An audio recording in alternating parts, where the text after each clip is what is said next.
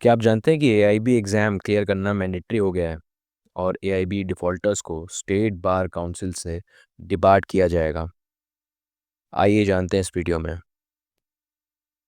Rajasthan bar council की official website पर एक सर्कुलर जारी हुआ है, जिसके माध्यम से राजस्थान बार काउंसिल ने ऑफ़िशियली अनाउंसमेंट कर दी है कि जिन भी एडवोकेट्स ने एआईबी क्लियर नहीं किया है, उन्हें लॉ प्रैक्टिस करने से रोक दिया जाएगा।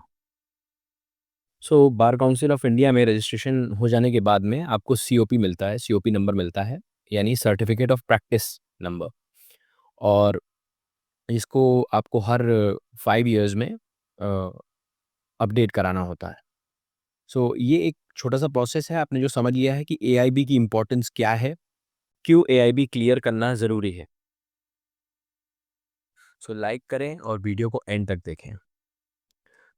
सबसे पहले फ्रेंड्स हम शॉर्ट में समझ लेते हैं कि एआईबी क्या है। एआईबी का फुल फॉर्म है ऑल इंडिया बार एग्ज़ाम। इस एग्ज़ाम को देने के बाद ही आप फुल टाइम लॉ प्रैक्टिस कर सकते हैं। अगर कोई लॉ ग्रेजुएट यूपी का रहने वाला है, तो bar council of Uttar Pradesh में अपना रजिस्ट्रेशन कराएगा, या अगर कोई लॉ ग्रेजुएट राजस्थान का रहने वाला है, तो वो बार काउंसिल ऑफ राजस्थान में अपना रजिस्ट्रेशन कराएगा। पूरे देश में सेम प्रोसेस है। एक बार स्टेट बार काउंसिल में रजिस्ट्रेशन हो जाता है, तो आपका रजिस्ट्रेशन नंबर आपको मिल जाता है। यानी कि आप एक रजिस्टर्ड एडवोकेट हो चुके होते हो। अब ये समझना ज़रूरी है यहाँ से कि आप उस रजिस्ट्रेशन डेट से 2 साल के अंदर आपको उस रजिस्ट्रेशन डेट के 2 साल के अंदर एआईबी क्लियर करना होता है। और हाँ, इस एग्ज़ाम के अटेम्प्ट्स की कोई लिमिट नहीं होती, साथ ही साथ कोई एज लिमिट भी नहीं होती।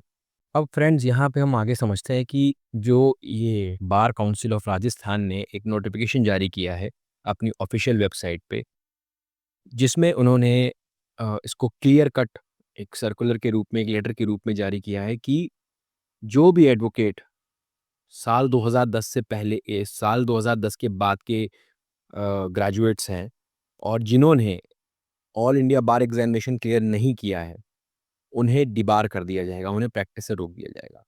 तो ये आप सामने देख रहे हैं, आपके सामने ऑफिशियल वेबसाइट दिख रही है आपको बार काउंसिल ऑफ राजस्थान की। आप इसमें जब जाएँगे नीचे, तो आपको यहाँ पे ऑप्शन दिखेगा letter to bar associations about AIB defaulters, और इससे आप ये जानकारी प्राप्त कर पाएँगे। और मैंने आपको अब नेक्स्ट शीट पे आप देख रहे हैं कि कैसे ये जो नोटिफ़िकेशन जो जारी किया है, लेटर जारी किया है, ये जारी किया गया है to all the bar associations in Rajasthan. और फ्रेंड्स, ये आपको बता दूँ कि ये सिर्फ़ राजस्थान की बात नहीं है, ये पूरे देश में लागू है। ऑलरेडी एक रूल है जिसको बार काउंसिल ऑफ राजस्थान ने महज़ एक अवेयरनेस के रूप में, एक चेतावनी के रूप में किया है, इसको अपडेट किया है बेसिकली। और इसमें एक क्लियर कट इनका कहना है, सब्जेक्ट आप पढ़ सकते हैं सामने, कि debarring AIB defaulters from practising the profession of advocacy. And इसमें क्लियर कट मेंशन्ड है कि with reference to subject and above find enclosed कि list of the advocates of your bar association who have not, उन्होंने एक list भी जारी की है इसके साथ ही साथ, कि जो भी आपके बार एसोसिएशन के संबंधित बार एसोसिएशन, जैसे जिला बार एसोसिएशन, उन एडवोकेट्स ने जिन्होंने एआईबी क्लियर नहीं किया है, उनकी प्रॉपर बाकायदा लिस्ट निकाली गई है। उन एडवोकेट्स के नाम हैं, उनका पासिंग आउट ईयर है और उनका रजिस्ट्रेशन ईयर है जो स्टेट बार काउंसिल का है, और उनको डिबार किया गया है। आप देख सकते हैं कि इसमें क्लियर कट मेंशन्ड है, बार काउंसिल ऑफ राजस्थान का ये लेटर है। इसमें उन्होंने क्लियर कट मेंशन किया है कि 2010 के बाद के 1 जुलाई 2010 के बाद के जो भी एडवोकेट्स हैं, अगर उन्होंने एआईबी क्लियर नहीं किया है, वो एक एआईबी डिफ़ॉल्टर हैं, तो उनका रजिस्ट्रेशन या उनको डिबार किया जाएगा from practice as an advocate.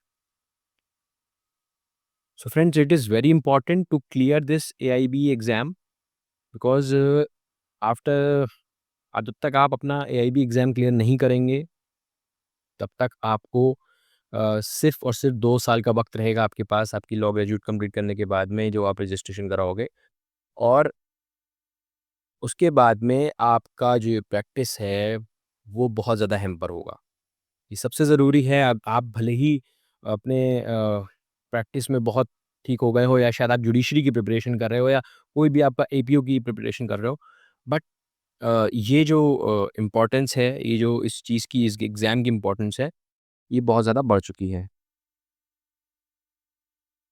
So friends, ये एक बहुत ही शॉर्ट में इन्फॉर्मेशन थी आप लोगों के लिए कि कैसे जो ऑल इंडिया बार एग्ज़ाम है कितना इम्पोर्टेंस रखता है, और साथ ही साथ आप ये भी समझ लीजिए ये सिर्फ राजस्थान बार काउंसिल की बात नहीं है, राजस्थान स्टेट की बात नहीं है, ये हर स्टेट में है। चाहे वो यूपी हो, बिहार हो, कोई भी स्टेट हो, दिल्ली हो, जहाँ पे भी प्रैक्टिस लॉ प्रैक्टिस है, क्योंकि ये बार काउंसिल ऑफ इंडिया का बेसिकली एक रूल है, नियम है। सो गाइज़, प्लीज़ वीडियो को लाइक कीजिएगा, कमेंट कीजिएगा अगर आपकी कोई क्वेरी हो, और प्लीज़ मेरे चैनल को, इस चैनल को सब्सक्राइब कीजिए।